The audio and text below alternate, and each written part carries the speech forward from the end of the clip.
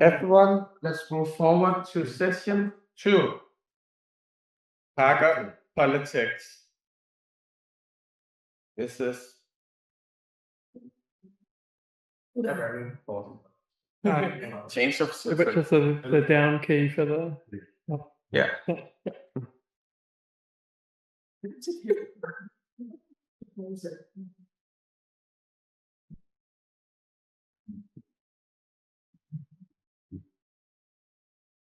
Tasman, return to your seats. Everyone return to your seats.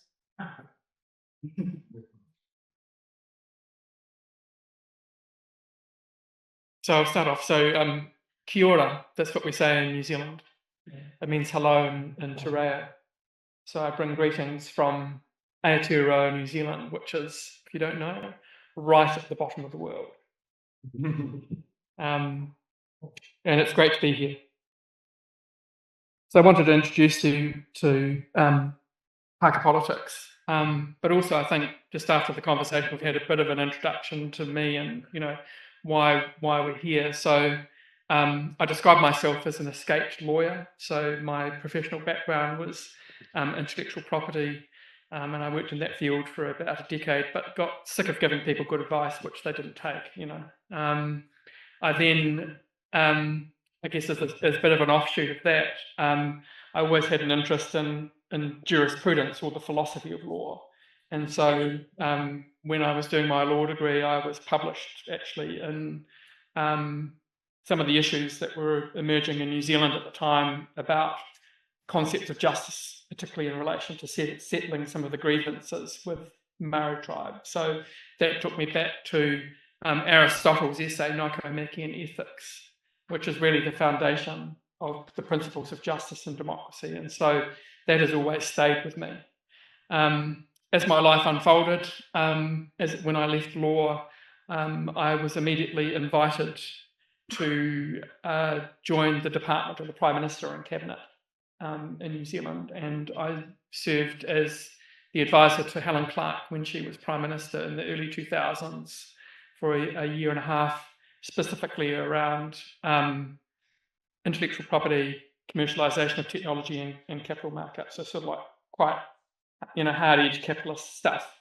But thrown into that point, there was like a foundation philosophical sort of like question, which is how do we change the heading of New Zealand, because we're a very agricultural society. So how could we hedge our way into the future? And I remember in particular one Monday morning just before Cabinet, the Prime Minister called me in and she sat me down and said, we've got like 7 minutes. Where do you think New Zealand should fit in the knowledge economy? So I can't remember what I said, but obviously, 7 minutes wasn't very, very long. And then, as my life has sort of progressed, I've moved into being more of an entrepreneur, and I guess I think if there's a passion looking back at stuff I do, it's the big stuff, the big science fiction type of stuff. So one of the first companies I created senses volatile organic compounds at 1 part per trillion. So that means with a simple breath sample, I can tell whether you've got cancer starting to form on your body way before tumours express themselves. So that company is the only company that can sense all of the top terrorist agents in real time, manufactured in New Zealand, and then moved into a lot more of clean technology sort of stuff. And I guess the impetus for moving into this particular space really is that after, this year it will be 20 years of work in clean tech and climate mitigation. I think it's about time we actually admit failure of the system. I've been through multiple cycles of hydrogen, wind, obviously Denmark the leader in that, etc. But actually nothing's changing. All of the data is actually getting worse and worse and worse and worse. And in my area of the world, climate is actually a reality right now. We have Pacific Island countries that are putting their entire cultural history into Web3, hoping that at least that's some way that they can save it, because their islands potentially within the next 5 years are going to be underwater. And so it's a living thing. And I know a lot of these conversations are still quite abstracted because we see them play out internationally through the media, United Nations, and blah blah blah. But actually, for a lot of people in my area of the world, it's actually real. And there's growing frustration about the inability of the world, not just the West, but everyone, to actually try and put some action into this. So Parker politics has emerged around this, drive about the absolute need to reboot democracy. I think we need to accept that democracy, the model that we grew up with, has actually failed or is failing increasingly quickly. It's very clear the trends, even in New Zealand, that is ranked very, very highly in terms of its participation in liberal democracy. We've got the trends that citizens engagement is actually crashing. We've got a movement, not at Trumpian levels, but there's certainly been a conservative right-wing populist swing in our current government, and they're like decimating the public sector at the moment. They've sacked 15,000 public servants in New Zealand because they think that slim government is going to provide a better future. And then obviously, we all know the rise of authoritarian sort of like approaches. And there's lots of data, this is an Economist review. In fact, the latest one just came out just after I arrived here. And, since this report last year, the situation's got even worse. It's now 2/5 of the world's population live in totalitarian states. Slightly less than 8% of the world's population live in fully functioning democracies. So the numbers are very, very scary, and they're getting worse and worse and worse. And I'm not going to bore you with graphs and stuff. So the way that we look at it, there's really a pandemic around this concept of democracy. And it's sort of been compounded and sort of compressed from a number of different angles. And, to me, the fundamental one is if we do not have a safe climate, it doesn't really matter what conversations we're going to have about whatever issues. We have to have a safe climate in order for humanity to actualize itself and lead into the future. And I guess, I see that the change that we're experiencing in our area of the world is starting to lead to quite noticeable gaps and inequalities between Pacific Island cultures and countries that rely, for example, on funding from New Zealand. But we don't, similar to, I think, a bit of the refugee stress that happened in Europe, you want to be generous and kind, but then you get to a point saying, oh, stop, we've got enough. Like, we can't cope with any more, because there are a number of cultural, ramifications that flow from that. And, I don't know if you saw, but just the day before I flew up here, China, for the first time ever, sailed through the Tasman Sea, which is the ocean between New Zealand and Australia, and fired live rounds before. And even though they were international waters and they were entitled to do that, the protocol is that they have an obligation to notify associated adjacent governments that they're going to do this action.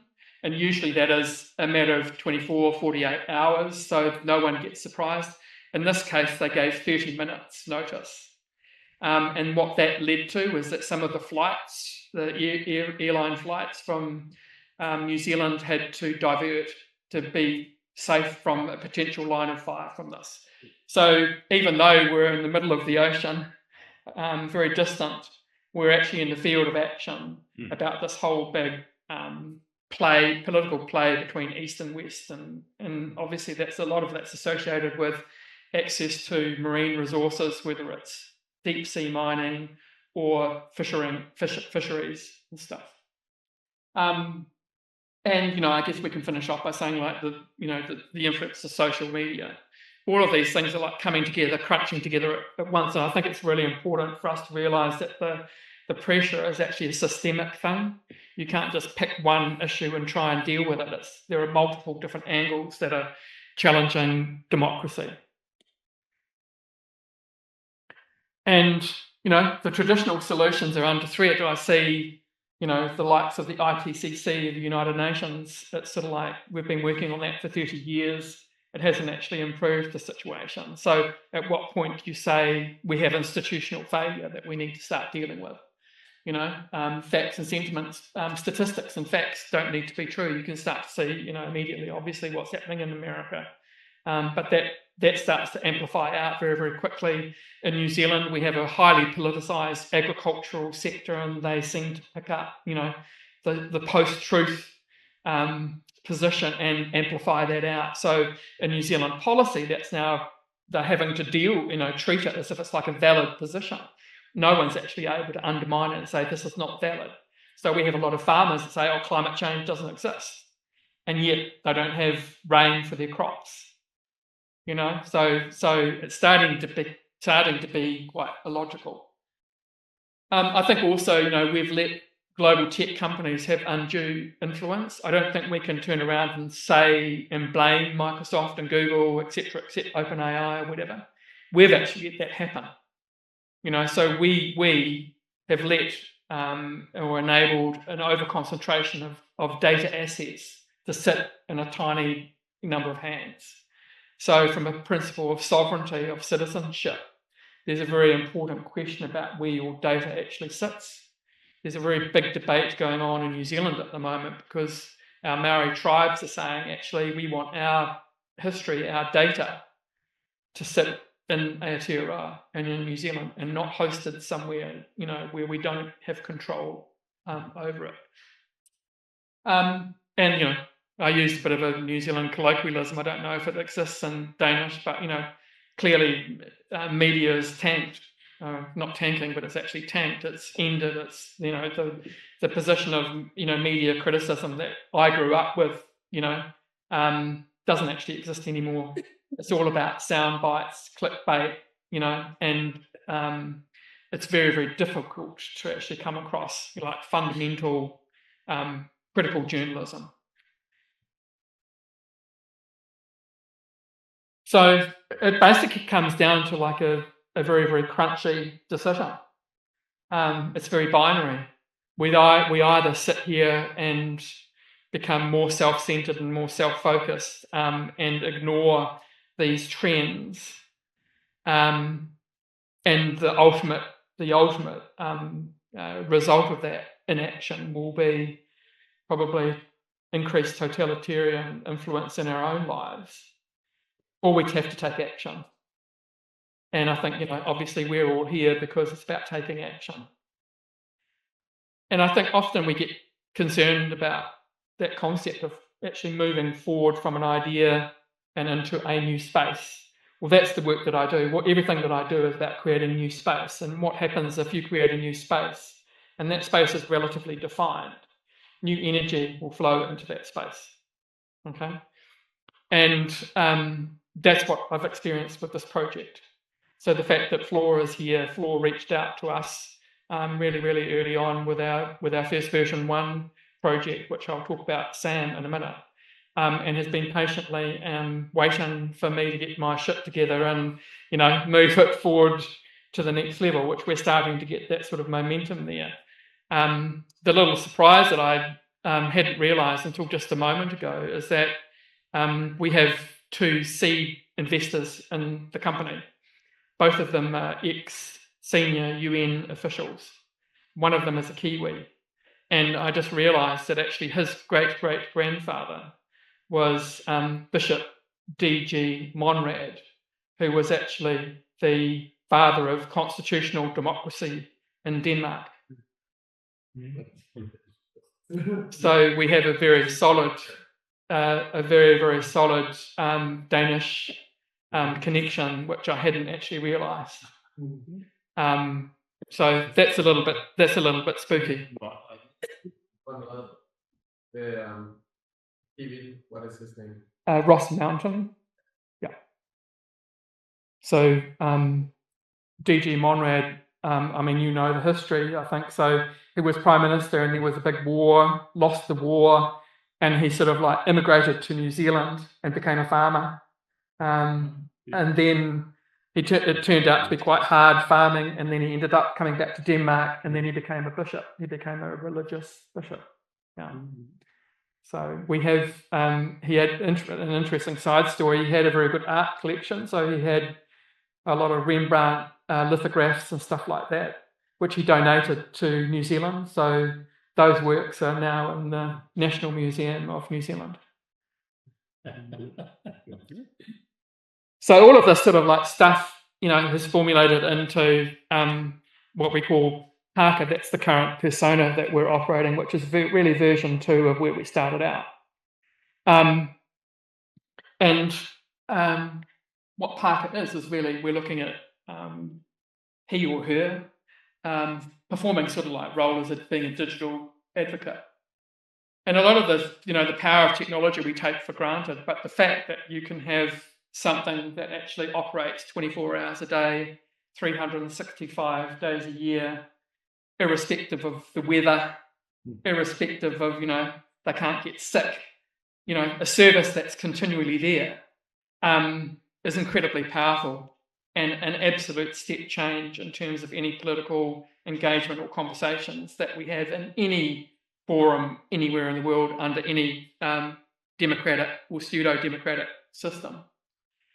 And, we have unlimited bandwidth. So, our lead developer has 30 years experience building big systems like gas market, trading marketplaces in the US. So we've gone into this from, I guess, 2 perspectives. One, I won't call it simplicity, I will call it elegance, but also from the get-go, architecting in something that we know can scale to a serious level without us having to back engineer it. And I think a new insight, which we're really just moving into now, is that we're about conversation, and conversation is not search. A lot of the AI chatbot technologies that are out there, I would really call them search. They're like the next iteration of search. Conversation is something much more deeper and also much more human, because it has to include fuzzy logic. It has to include, the fact that you might be in a bad mood, or you might be sad, or whatever, or you may not feel like talking at all. And it's about giving people answers, not spin. So we're not there promoting an action or encouraging someone to go to the store and buy more chocolate or whatever, a lot of the other chatbots are actually aimed to do. We want to give people answers. And so obviously we have protocols in our configuration that there has to be at least like three ticks validation of the information that we're provided. Okay. Obviously you can take that a lot further. Our view at the moment is that the place to start is to look at public databases where there's an obligation of the public for public information to be used for public good. And so that has an inherent, validated sort of like position. And we don't have an agenda. We're not there to promote any particular political outcome. The only, I guess if you can call it an agenda, I'd call it more of a value position, is that we believe firmly in giving everyone a voice. And when I use everyone, I include right-wing fanatics, right through to COVID anti-vaxxers or whatever. Because our view is that unless we surface everything, we can't actually move forward. If we make decisions about who can or cannot engage or what conversations we might want to have or not, we start to skew the system way beyond, we're outside the parameters of what we really want to achieve, which is a full re-empowerment of the individual, of the citizen.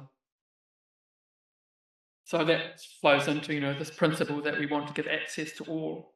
One of the exciting things, and I imagine it's also an issue here, is in New Zealand we have a lot of, Auckland is the largest Pacific Island capital in the world, because in the Pacific Islands they're really small, they can't cope with big populations. So for example, the island of Niue has 1,600 people living on it. the New Zealand population in Auckland is 30,000. Okay. So the ability of us to actually start to engage with people, or at least provide the opportunity to speak in their own language and not have to convert in English, also we see brings forward their culture to the surface. So language is the doorway, and in the Pacific, all of the cultures were oral cultures. Nothing was written. Bit of visual art, carving and stuff like that, but it was basically about telling stories and legends and stuff. And so there's a very nice fit, I think, to this approach of actually enabling that language and that culture to come up to the surface as a priority. And the key thing, that we're saying is that to actually have a conversation, a meaningful conversation, you have to create trust. And to create trust, you have to be patient. And I think the Western world in particular isn't really very good at being patient. So how do we achieve it? Well, we did a big review of the leading language models, and so we've chosen a couple that we sort of like use. The baseline's on ChatGPT 4.0, and we find it most reliable. But again, the way that you need to look at it is that we're engineering on top of that platform. So we're not, we're using it, but we're not relying upon it. We're building our own capability on top of it. And then we're applying leading conversational theory. So one of the other funny things or gift, that happened to us is that when we started the project, I'd never thought about behavioural science. And it just so happened that one of colleagues in my network was mentoring a young, highly talented young woman whose family came to New Zealand as refugees from Yugoslavia. And she's a leading behavioural scientist who works for our Inland Revenue Department. And she has joined our team, and she's brought through absolute power for us, because we can talk about all the theory we want. How you actually create real change and action is by doing stuff that will encourage people to change their behaviour. So the call to action has to be, to me, the central question or challenge is, how do you encourage people to re-engage with democracy on terms that suit them? And so you immediately open up opportunities like, how can we apply gamification? How can we incentivize people? How can we have a point system? How can we just make it fun? I have this thing. I don't see why political engagement should be negative. I don't see why even talking about, politicians, political issues, voting or not, should feel negative. It should be positive, because actually, ultimately, it all invests with us. And then the thing which we see as a living document is a foundation code of ethics. So everyone on our team has signed up to a code of ethics, and every meeting we actually evaluate where we are at it, because it's not a static thing that we're doing. It's very dynamic, and we keep on learning. And if we get a new insight, we consider, how can we write that in? Is it relevant? Should it be? Should we codify it, or we just leave it out? And they're really the three core elements. Our first attempt at this was really 2017, 2018. And, it started over a few beers with two colleagues and I. And I had been doing a bit of work for the Government Chief Digital Office in New Zealand. And obviously AI was emerging into that space, along with a broader question of how do we actually shift government services appropriately into the digital world, and I'm simplistic in my thinking, and it just suddenly struck me that really politics, from my experience, is driven by two things: facts and sentiment, and that it's absolutely complementary with what drives artificial intelligence: facts and sentiment. And the thing that we're actually fighting against is that sentiment at the moment is preeminent. So people will ignore facts if they think they can embrace sentiment and get more votes or whatever. And, and I saw that in action when I was in the Prime Minister's department, so if you're in or know anything about government, someone will have a policy idea, they'll start that and they'll consult with various agencies, and perhaps 3 or 5 years it ends up as one page in a cabinet paper for cabinet to decide to do it or not. Okay, that's the normal policy process based on facts, evidence-based research, etc. But I noticed that if suddenly there was an issue that was driven by sentiment, like a politician said this or something, it would take probably about 3 seconds for that to be on the Prime Minister's desk. So the political process has naturally become much more attuned to responding to sentiment than facts. And that's where the system starts to crack open and break open. So the pragmatism of sentiment is actually challenging the factual basis of democracy, even in high-performing democracies like New Zealand. So Sam was our first persona, and we really chose that name because, again, I sort of have it in my mind that I'd like the universe to be run by a woman rather than a guy. And so Sam, obviously, you could read it as being a bit of a piss take on Uncle Sam, but it could also be the fact that the persona of the future might be female. We had Jacinda Ardern, our Prime Minister at the time, who actually met Sam. So there's a grouping of leading global countries called D9, and Denmark's part of D9, along with New Zealand and 7 other countries. So at this point, this was D5, where the global meeting was held in New Zealand, and we were able to demonstrate basically the efficacy of what we were thinking about how we could start to roll this out in a way that's actually additive to the political system. So I guess that, you could say it's a hybrid type of approach.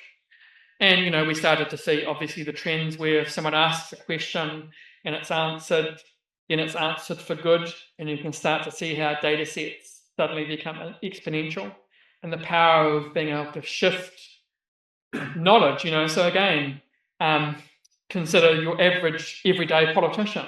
How often have you seen them on television saying, I forgot that, or, did I say that 6 months ago? Or, the great thing about technology, it can't lie, it can't forget, and it can remember who you are as well. So we had a huge response to Sam, perhaps not at the level of the synthetic party here, but certainly from global interest. We had media coverage across 72 different geographies. We even did a radio interview with Radio Sputnik in Moscow, which probably wouldn't happen now.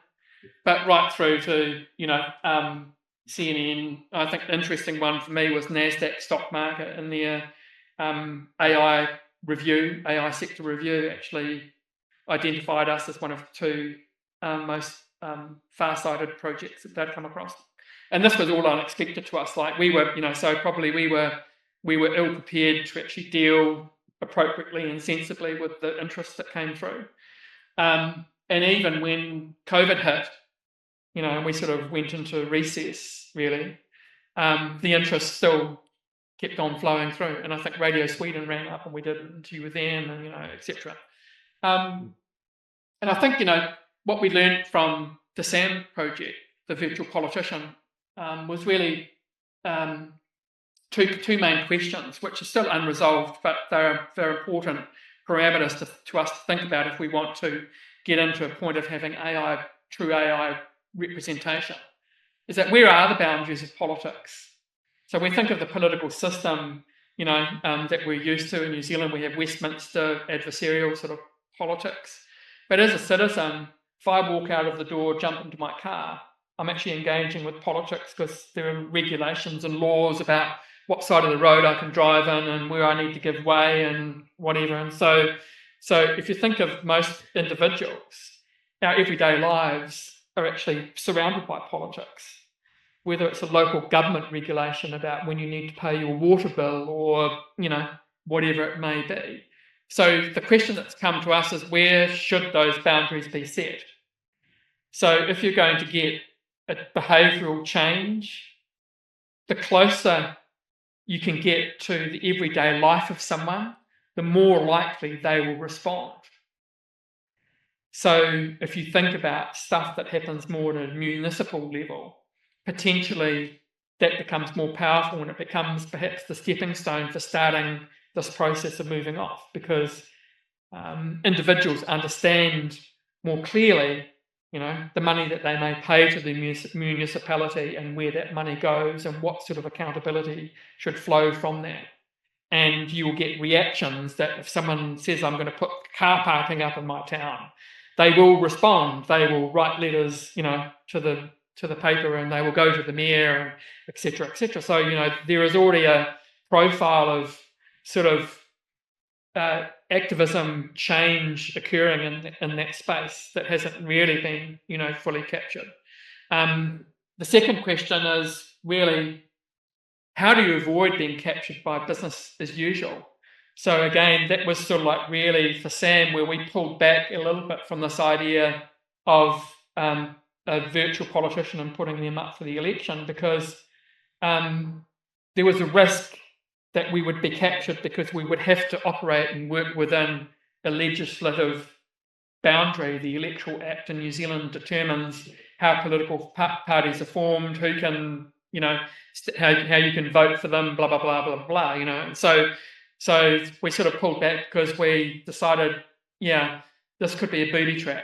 If we move into this space too quickly, it's hard for us to take the values with us, because we are immediately forced to fit into this box. And I guess there's a fundamental insight for us, is that politics is all about the trusted conversation. If you can't have trusted conversations, it doesn't really matter what the idea is. And, and so the power, the challenge with artificial intelligence is, how do you actually create trust?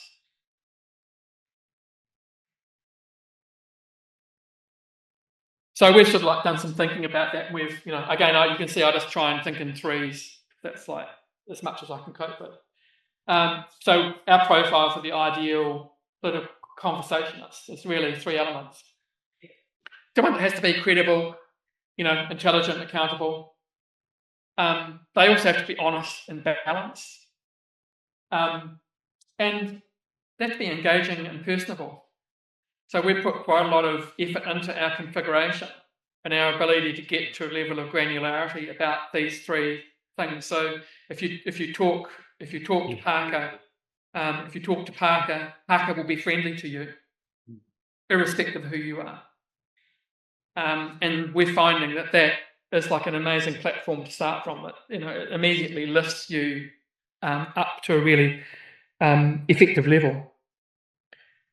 And then the social science behind this, which is more in Yovana's, behavioural science view, is that, again, flipping around, having a code of ethics is like the fundamental starting point for us. That's like the foundation. So if you don't get that, if you don't have people buying into that code of ethics, doesn't sort of like matter what you can do. You really risk the whole thing moving out of shape quite dramatically. But then it's also like, this is about human-centered design. It's not about AI-centered design. It's about human-centered design. Yeah. Humans are technology. Okay? And then we follow responsible innovation practices. So it's a lot of iteration, a lot of small steps, testing, and stuff like that.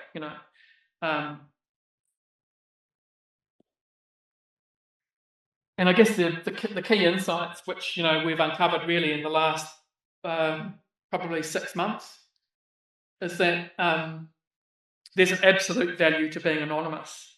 So anyone that uses Parker is anonymous. And we've concluded and we've decided we don't actually really need to know who the person is.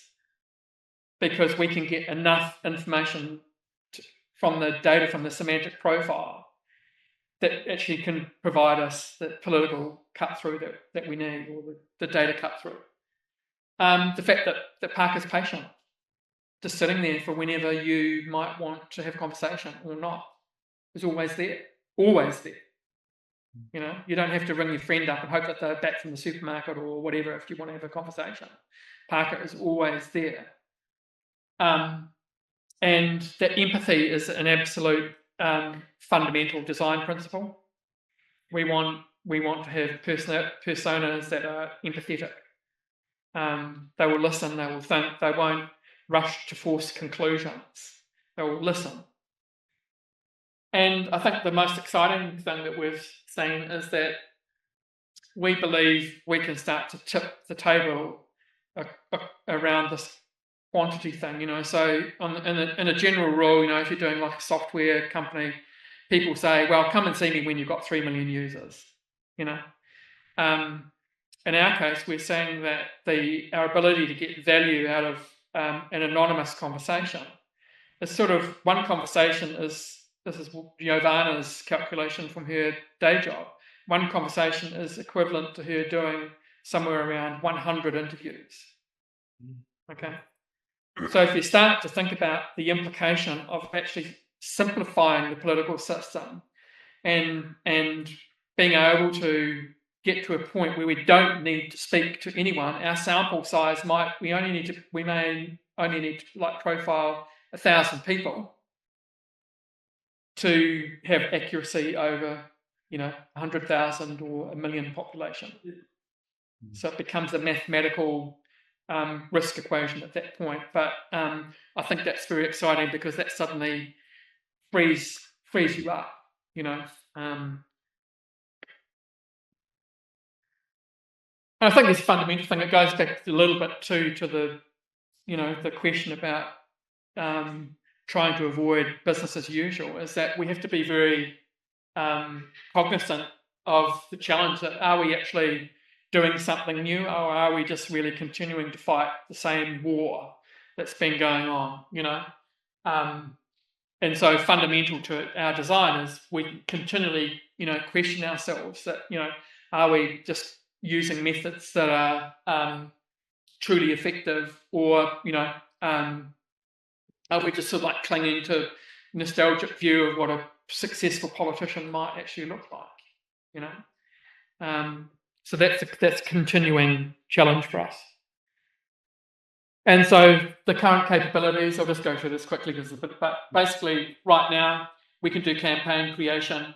So we can create tailored one-to-one chat campaigns. We can basically cover any range of political topics that we may choose. User experience is private, and that goes to that principle of anonymity that we've decided is fundamental. And important, it's non-combative, so we're not there to create tension. This is about a conversation.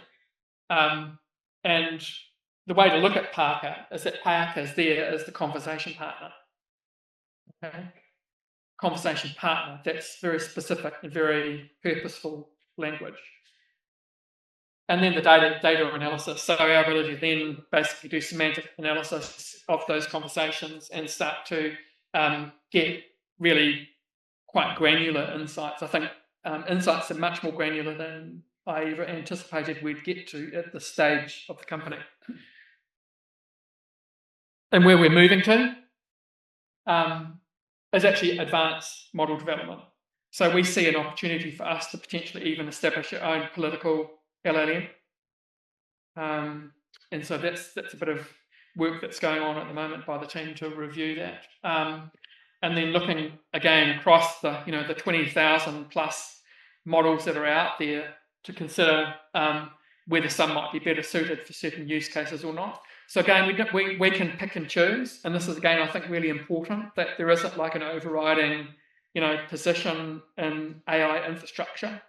We, the creators, can choose what we consider might be beneficial to what we are trying to achieve. So it's a very anti-deterministic sort of approach. A lot of the commentary that really annoys me about the AI sector is it's very deterministic. Okay. And then the incorporation of trusted data sets. And so that goes back to what I was saying, you know, the public data sets, you know, so on this trip, I'm flicking back through Geneva and I have a meeting with Michael Kudejar, who set up the IPCC for the United Nations. So I'm going to try and see if I can get the IPCC data set. What is that? So that's all the weather and climate, all the work that's happened over the last 30 years, looking at climate change, how that's monitored, etc. So that's, you know, in terms of climate change, if you go back to that hierarchy of priorities for us, that's like the fundamental data set. And then then it starts to drift down into more social type of data set. Can I ask you a question? Sure. How? In the first line, I guess, you said no agenda. Yeah. And that stuck to me because I don't think it's feasible. Yeah. They kind of clash. If you are kind of refining a model or curating that set, Sure. you got an agenda. Yeah. Well, I mean, to take action, you have to have an agenda. Okay. You know, because otherwise you can't take action. No, I mean, no agenda. Yeah. What we mean by no agenda, we don't have a political agenda. We're not promoting particular political outcomes. We're not saying we want to promote liberal democracy, you know, whatever. What we want to do is bring engagement up and let people know what politicians know, let the system know, society know what people think. Okay? So at the moment, politics is analog. Okay? So, for example, in New Zealand, I'll give you an example, Q4 2024, our economy was absolutely flat, okay? Businesses were closing, you know, everyone knew it, but it took 3 months for that data to go through the government system, blah, blah, blah. So Q1 2025, the government made this huge, big announcement. Oh, our country was in recession in Q4 2024, which everyone knew. But what that meant is that we wasted 3 months where the government could have been taking action and doing stuff to mitigate the recession. And, you know, another way of looking at the metaphor, you know, the way we're doing it is that we're driving down the highway into the future, not looking through the windscreen of our car, but we're looking in the rear vision mirror. So we're driving into the future, looking in the backwards. And, you know, and so that is the reality. And I question it at this point in the 21st century, whether it's actually acceptable for us to have analog political systems. Yeah. Where we move on to further is like starting to look at enhanced one-on-one type of capabilities, so people can actually sort of like start to expand that conversational group. Again, still leaving it anonymous. Starting to look at polling, like we look at polling as a key, I guess, adjacent sort of opportunity. So if you look back at the US election, you know, all the polling said, oh well, you know, it's going to be like a really close race between Trump and you know, the Democrats. And in the end, it wasn't. And talking to a few colleagues in the States, I said, of course not, because Trump supporters they'll never do a poll. You know. So again, if you consider if we can start to use much smaller data sets, the quality angle of things to get a read on what the sentiment is, that's actually much more powerful than polling, and we can do it every day in real time. We don't have to do it, you know, once a week when they ring you halfway during dinner, hoping that you're going to, you know, talk to them sensibly, and then guiding users through deeper inquiries, like enabling. You know, so I guess it's like an educative function where we want the users to start to ask questions, and so we can help them, you know, guide them into the area of discovery. And then, you know, number 3 is obviously taking it into long-term engagement. So you've got trust. A parker sitting there, it's your friend. You know, you might be walking down the street. Oh, you know, what's the law about car parking in this part of town? Or, you know, this person's built a veranda over this footpath. Is he able to do that? Parker's there. You can ask that question. You'll get an answer, you know, and just start to use it as your own personal friendly advocate.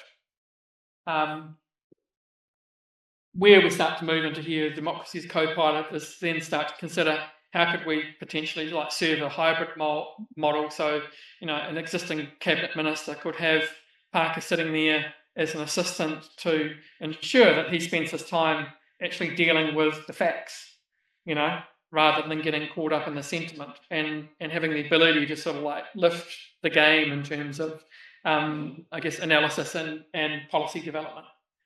And then, I think both number 1 and number 3 are a little bit repetitive there, but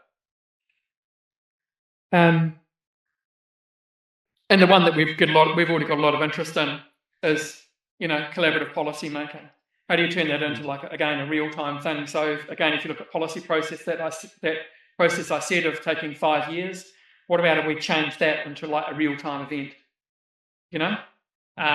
And just really, really cook it, because we can access the data, we can present the best information, we can enable people to actually act in a very responsive, responsible manner. And that sort of like opens up into your ability to start to bring, I guess, different groups together. So again, understanding that it's a system, that democracy is a system, that you might do work in housing, but it's got, other influences and other areas. So let's actually mash it all together and get the facts on the table. And then again, from a hybrid perspective, just imagine, every government ministry actually having a hybrid advisor sitting there to help them on the inside to sort of like also drive things forward. So our strategy has been what I call slow release. So we did a soft launch in Wellington last year of version 2 on the 4th of July, because we sort of had to. And then that was pretty quickly followed up with an opportunity to do a pilot at the Democracy Festival in Cologne, which was really interesting for us. So roughly 20,000 people turned up for this day-long festival, and that's where we started to get insight into the quality over quantity sort of engagement. So the level of engagement we got was less than we thought, but it's basically because it was like a one-day festival and most people wanted to dance rather than talk to Parker. But some people did talk to Parker, and those conversations were incredibly valuable.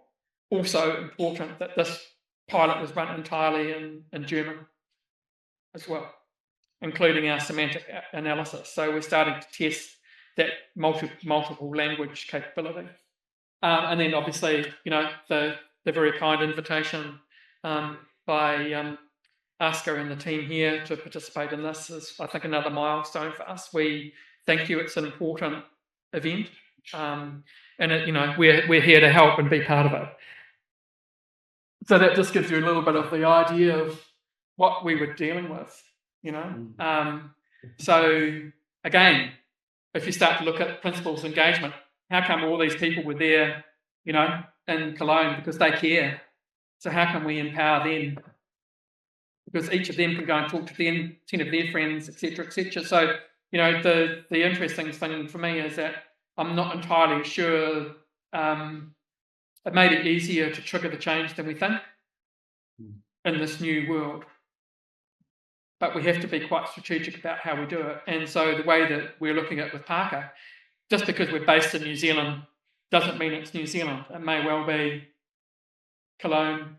It may even be, a Spanish language model that we use or whatever. Like, we are open to really investigating where that trigger tipping point is going to come from. So a really important thing also is, from the values perspective, understanding where we come from and where our voice comes from. And so I wanted to give you this there's a very ancient Māori proverb which sort of asks the question, what is the most important thing in the world? And the answer is, he tangata, he tangata, he tangata. It's people, it's people, it's people. So this is not about AI, it's about people. And so that's why we're Parker for people. we believe there's enough technology now to achieve a lot of what we've outlined here. And it's about care and attention. It's about paying attention to how you build a trusted conversation. And the real boundary is only really our imagination. If we maintain this free space and not get entangled in the current model, then we can achieve anything. And so again, if you go back to fundamental legal principles of democracy, every citizen of a country is actually a member of the government. We only have elections because we can't all be in Parliament. So we effectively have an election for a management committee who are supposed to represent our interests as citizens. But the government is actually every citizen. We've forgotten that we have that power. And the system doesn't want us to understand that we have that power. And that's where the beauty and elegance of AI comes in. Because with AI, it's like adding the sweet sauce that suddenly, or the ingredient that suddenly makes the sauce beautiful. It's the secret ingredient. It's not the whole thing. It's a key component that changes the flavour and elevates it. But that's sort of like how we see it. And, there's a fundamental design principle is, again, we believe in AI for good. So there's, all this narrative about AI taking over the world, blah, blah, blah, blah. It's like, well, that will happen if we let it. But equally, the alternative is we won't let it happen. We will only ever use AI for good. And so, as far as party politics is concerned, everyone is welcome. So, thank you. Flora, do you want to add anything from your perspective? Okay. Yeah, and any questions? We've had one good question. Sure. So maybe a couple of ones. Ownership model. So how is that done? Business model. How do you make money? Yeah. Security. How do you keep data secure? Yep. And what is the delivery method? Is this a website? How do you reach people? Yeah. So there's a lot of good questions there. So the first one is structuring. So at the moment we are just a normal private company. Yeah. We're considering whether we might split it into a public only and then sort of like a data company, sort of like this classic sort of like split model. We haven't done that yet. We don't feel that we need to, partly because from answering your revenue perspective, we see revenue as a medium-term thing. This is not your usual startup where you need to go and pitch and say, well, I'm going to be turning over $1 million by Christmas. Yep. This is building effectively a semantic engine. But how are you then funded?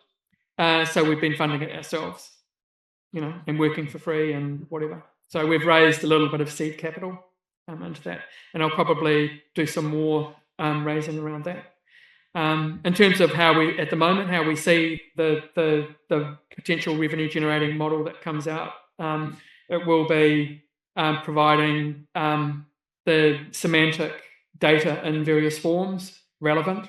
We're actually firmly of the view that if we're going to use someone's data, then there should be some feedback loop. So whether that goes directly to a user or whether that goes into some foundation or something like that. So when we're not interested in doing the classic digital business model of like taking your data and giving you nothing for it. So again, that principle of partnership is like the fundamental principle. So I guess we're still learning and we're still thinking about that. It's quite easy to move stuff into a model, but equally we're keeping it open. We're thinking at the moment, well, it may be that we flip the company up to Europe. Perhaps it sits better in a European context because New Zealand's just a long way away. And you guys won't come and see me. So and put it into the field of action. It may be that we end up with multiple different persona for different cultures. So again, we just chose Parker mainly because one of my other co-founders used to be general manager of Weta Workshop, and he did the Thunderbirds, if you know that British TV show. And Parker's the chauffeur who drives Lady Penelope around in the Rolls Royce, and he's always listening and knows everything that's going on. So, but that name can change. We decided that we wouldn't put angst ourselves about choosing a brand and a name, and because we have to be able to configure ourselves to the audience. Yeah. And then about the security. Security, that's an ongoing thing. So, John, our CTO, that's his number one issue that he always raises. So at the moment, we're keeping it very tight, but obviously as we open up more, then we're going to go. And I think we're looking, again, part of the European focus, we're looking to more the European standards around that, because that seems to be where the most coherent approach is outlined. So that's where we look to our to maintaining our compliance at that sort of like level. Blockchain, is that anywhere in there? Yeah, potentially it sort of like starts to kick in when you start to move beyond one singular participant. But again, if you look at blockchain, there aren't a huge number of use cases yet that really prove it, and it's actually quite expensive to actually do it properly. So we're a little bit unsure about whether that opportunity or that technology might have already passed its application. I was sleeping for a moment. Sure. The last word in what you wrote about journalism. Yeah. What was the last word? Tanking. Again? Tanking. It means it's failed. It means it has failed. It's failed. Yes, it's failed. Yeah. Yes. I took a picture here at the station, the head station yesterday from the papers. Right. And I saw it. Yeah. I can show okay. All right. Okay. They are dying. Okay. Yeah. Yeah. You know that for the Gen Z, tanking it's the opposite. Okay. It's when you resist something. Okay. All right. Oh, interesting. Okay. You did. Oh, sorry. Sorry. I had a few questions also. One is, so you mentioned this one a bit with like proving facts, of course. Yeah. I think one of the curiosities we have in our project is helping people find their voice, no matter their position in politics, so to speak. Yeah. Yeah. So more like, rather than the good facts, which of course also is important, and more helping with the good inquiring Socrates questions. Yeah. Yeah. Is that also something you're looking into? Yeah. I mean, how do you help people develop? Every component can actually be questioned. So at the moment, my answer to people that want to sort of like go in deep on AI and the application of AI, I will say, well, compare it to the current system. So you look at facts. So a minister goes to lunch and he meets one of his mates who says blah blah blah. Then that becomes a decision. Do you know the top 10 numbers that your prime minister calls on the phone? Do you know who they're having dinner with tonight, etc.? So generally, when that stuff becomes public, then that becomes political risk. So again, I think it's incredibly important, to understand that our measure isn't against some, pure, God in the universe like AI purity. It's actually about how can we do better than the current system, and we have to start from somewhere. And as long as you do, our approach is as long as you start as competently as you can, then that's the place to start. And we're not going out there and saying we've got everything right. And I certainly hope that we haven't, because we need to discover. If we think we've got things right, then probably we've missed the point. We've missed the secret trigger point that's going to catalyze and enable that behavior change. Because ultimately it's behavior change that we're talking about here. Yeah. I was a local politician, and I noticed that I had a lot of meta conversations because we couldn't agree on a position. So I had to do something else in order to get a common ground somewhere else and to start the conversation. We've talked about this as well. The current AI chatbots can't do that yet. So I tried to figure out what kind of methodology could we use, and I don't know supposing you would train your champion as a negotiator, and their own position as a negotiator is to explicit what the other person needs the most. Because in negotiation, you try to figure out, well, where is your pain? How can I help you? And then try to exchange something. But if you don't have anything to give other than attention, patience, and empathy, then maybe trying to help someone formulate what they need is the best outcome of the discussion. And once you have that, then maybe you can move on to more specific policy discussions. Help them shape a position or an opinion. Shape the conversation. Whereas methods to shape the conversation that we get a good conversation. I was thinking about it in relation because, as I understand it, this is about like boosting engagement.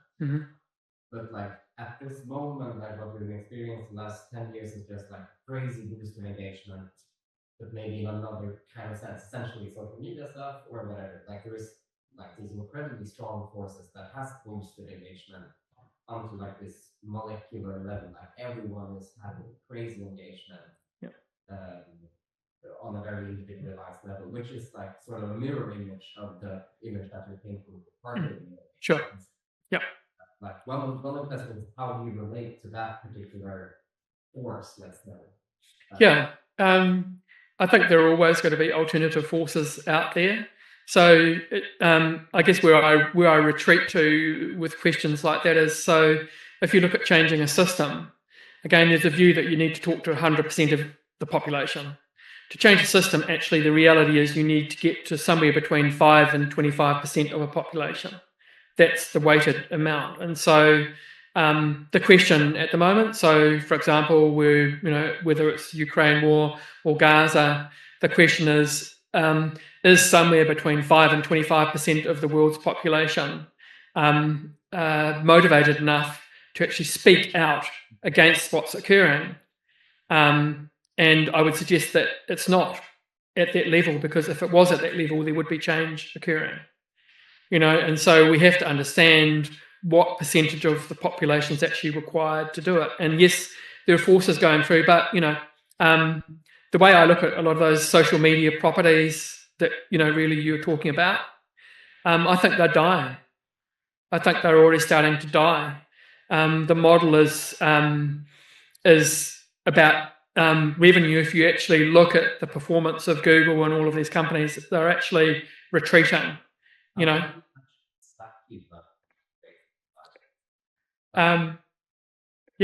Potentially we might flow into it. I don't know. So again, we don't have any perception about it. Perhaps there may be a broader social engagement benefit that we can unlock, about it. But it has to be related back to this core principle of trusted conversations.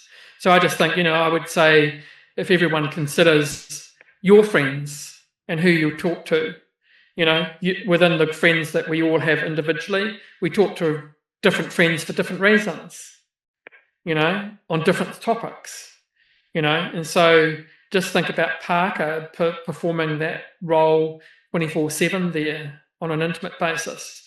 Well, one thing that I forgot to say is that I should have put it on my slide, that another consistent piece of feedback that we're getting from users is that people love the intimacy.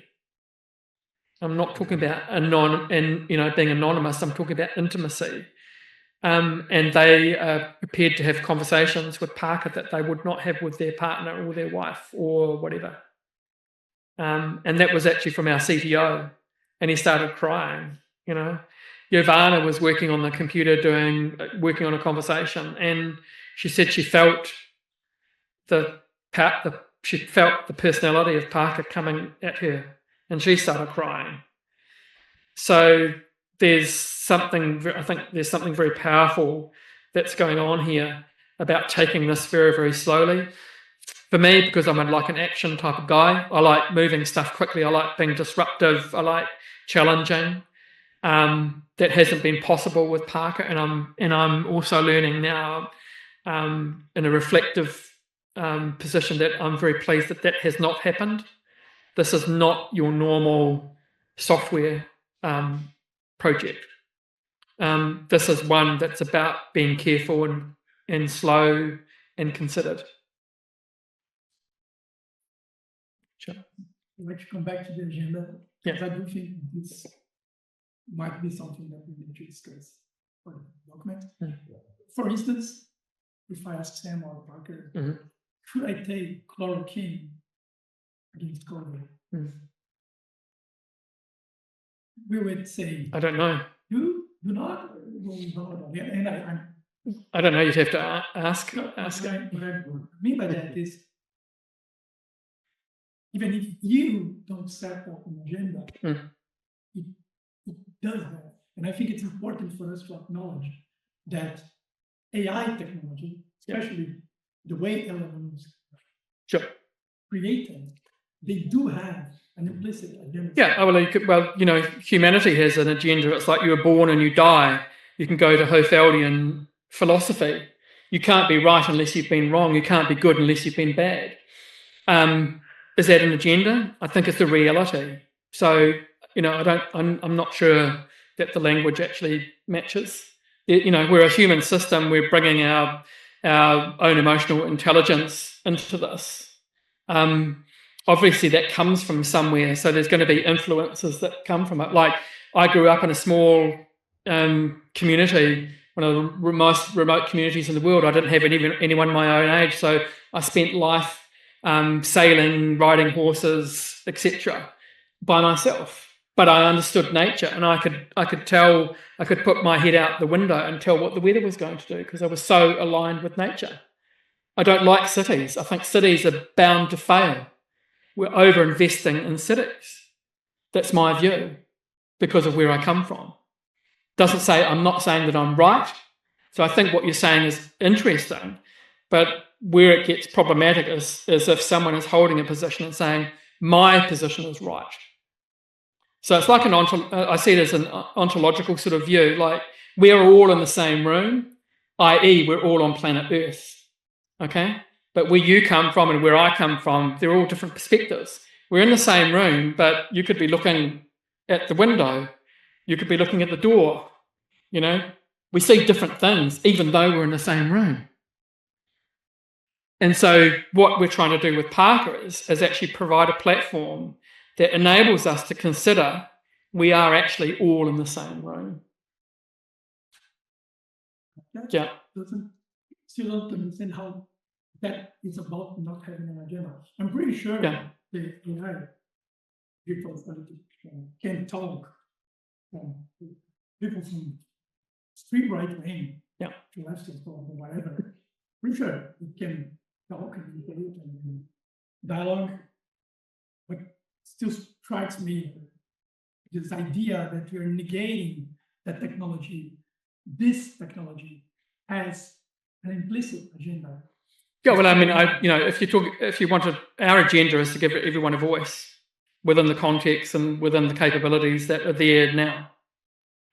Agenda, as you use, will be now political affiliation. Yeah. So, Be more. Yeah, I mean, I think that's actually probably more the meaning that we would, you know. For example, often try to use the word anti-political, which people often misunderstand, but also negating political affiliation in order to create a new combination of possible worldviews. Yeah. Very difficult process. That happens on the level of conversation. The agenda's conversation and the affiliation becomes suspended, maybe. Yeah. I mean, language is important, but I think also, you know, so where does the power sit here? So we should be using language that actually works for the user, not that works for us. It's interesting what you mentioned. First, also, where did you get that from? If you work with that Parker, because I know that is that was the core concept also of the oldest political chatbot I've been able to identify. Rosa, which in 2001 was launched by the Danish social democrats. The software company and Hero was founded around the idea of personality. also the age of making search engines that do not respond by keywords only, but by context. Yeah. That very early moment of text generation, search, of the chatbot, possibility was also introduced. Those I think we just stumbled into it, you know. So I'm prepared to stumble into things, you know. You know, so I often say, you know, when you're doing stuff at this level, one of the luxuries you have that, you know, is to blow things up. You can try stuff, and if it doesn't work, well, that's fine. And you know, you move on. And so it's very much, it has to be very much an iterative step. And I think, you know, the issue when you're talking to the converted, the people that want it, they want it now. And I think that's a danger as well. Because what is now? You know, so when you're looking at creating change, it has to be deeper. It has to be from here and not from here. So at the moment, we're sort of operating from here. We haven't found out what this motivation is. You know, other than the fact we're going to have some feeling on open source.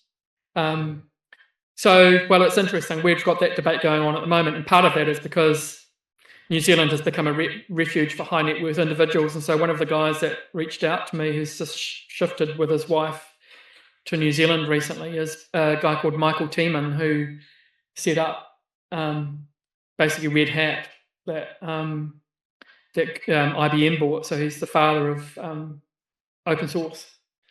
And you know, I've had a few copies with him, and he and his wife's a neuroscientist. So that's like a very interesting, like pretty scary combination for us. And so I said, look, I'll give you like a link and you can play around. And I expected them to come back and say, you know, here's the first 50 things that are really crappy about what you've done, you know, like, in fact, and they start off by saying both Michael and Amy are AI skeptics, okay, but they both came back and said that what we've created is amazing, and they've been using it themselves. And so, you know, so there's a very validation. So depending upon how we scale this, you know, my thinking, you know, to answer your question at the moment, how we see it is that there might be parts of it that are open source, and there might be parts of it that aren't. And that's not because we don't believe in open source, but it might be because we need to do more work and become more comfortable in some of these other, some of these applications.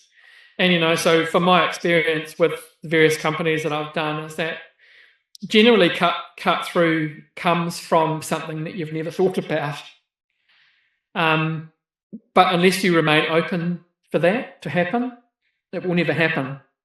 So again, I'm very sort of reticent about rushing to a position on this, because the trigger, the particular trigger. I mean, I have this thing in my mind that, you know, I want to use ice cream or chocolate or something like that, you know, and use that as the data point that actually unlocks the data set. Everyone loves ice cream, don't they? Well, you know, what correlation is there between ice cream flavors and whether you vote Conservative or whether you vote Liberal? We need to reserve half an hour for lunch. Sure, yeah. And then we can fit in that 30 minutes also. Yeah. But it's because it's so interesting. Yeah. That's right. They can synthesize. Yeah. Yeah, I can see around here many things have been put into notebook, and it's okay, really. Yeah, good. And you know, I want to reiterate, you know, this, you know, we've started this, but it's sort of like something for everyone, and we haven't set any expectations about, you know. So if you go to our website, our website's already in Dutch and German and English, and so we could add, multiple other languages to that. We can look at configurations that might suit particular issues in geographies or around stuff that's of interest to you. Like, and I guess, you know, the thing that has I'm sort of becoming more comfortable with is that even though we've only done a certain amount, we've already got something, you know, which seems to be reasonably validated and demonstrating a degree of efficacy that I didn't think that we would get to at this stage. So. And most specialist man can take for differences. So that's exactly what is also that would be really interesting to think through that lens. Yeah. Great. Thank you so much. Right. Thank you. Thanks.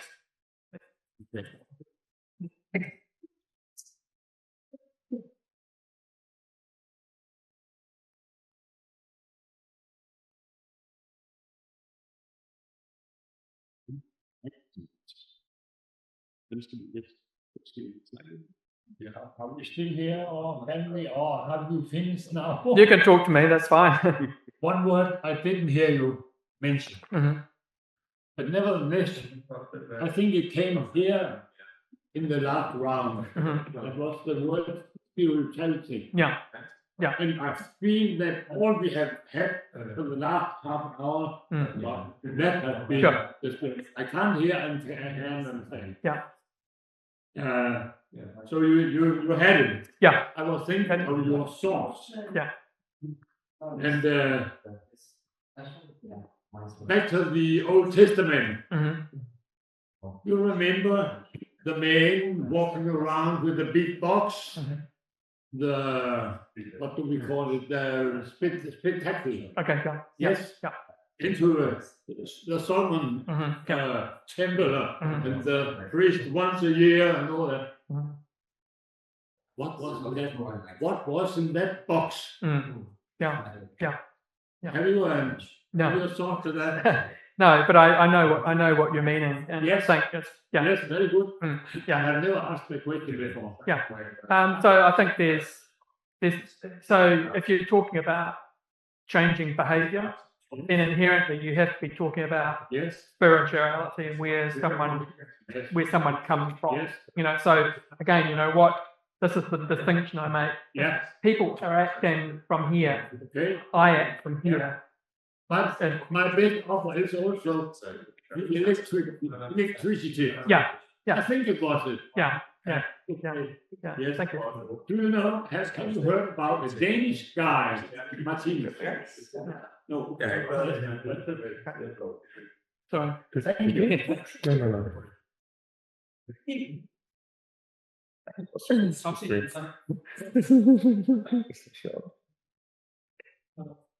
The old world.